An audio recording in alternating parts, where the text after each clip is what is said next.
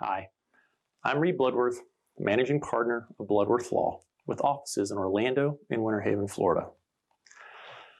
We provide employment law services for employers across Florida and can work with you remotely via video conference or in the office with the appropriate safety measures taken to protect you as we help you with your legal issues. Today, let's look at some of the key components of a harassment policy.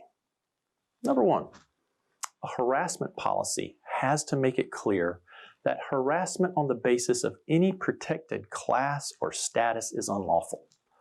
Most good harassment policies will include all the various protected classes.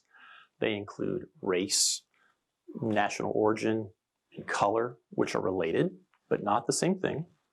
It includes sex, and within the concept of sex is sexual orientation as well as gender identity. It also includes age discrimination. There are some other protected classes under some other laws, but those are the major classes. Number two, a harassment policy has to clearly describe that sort of discrimination or harassment based on those characteristics is against company policy. Number three, a good harassment policy will define what constitutes harassment, and it will list examples.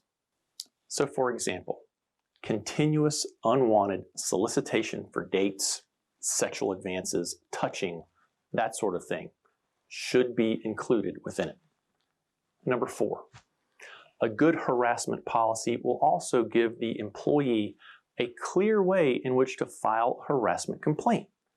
Sometimes even specifically naming the individual or individuals to whom a complaint of harassment can be addressed. But it will also make it clear that there is no specific required way to make that complaint. But it will not, for example, say that the employee has to submit a complaint in writing to this person. Instead, it will say, anyone can make a complaint of harassment. If you would like to make a complaint of harassment, you may contact this person to do so. Number five, the policy will have an alternative way for making a complaint if that person or department is the reason the employee is complaining.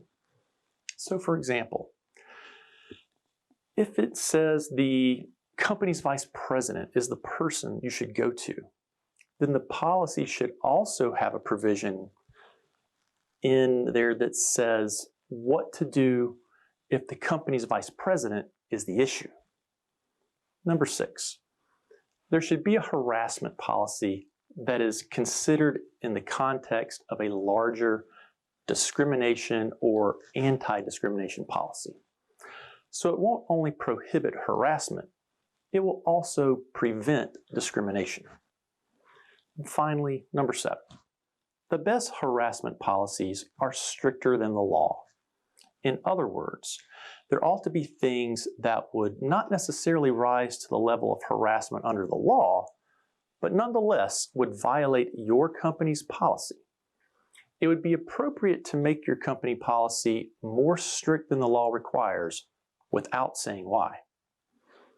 As an employer, you may have questions about how to protect your business from the challenges arising from harassment claims. Some questions to consider are, have you updated your corporate handbook to include the latest employment laws? Have you reviewed your employee and contractor contracts and job descriptions? Do you regularly consult with an employment lawyer to ensure that the rules recently put forth by your human resources staff comply with Florida employment laws? Our employment law team at Bloodworth Law is ready to assist with these and any other issues you may face. I'm Reed Bloodworth, Managing Partner of Bloodworth Law. Talk with me and our employment law team about how Bloodworth Law can help you, your employees, and your business.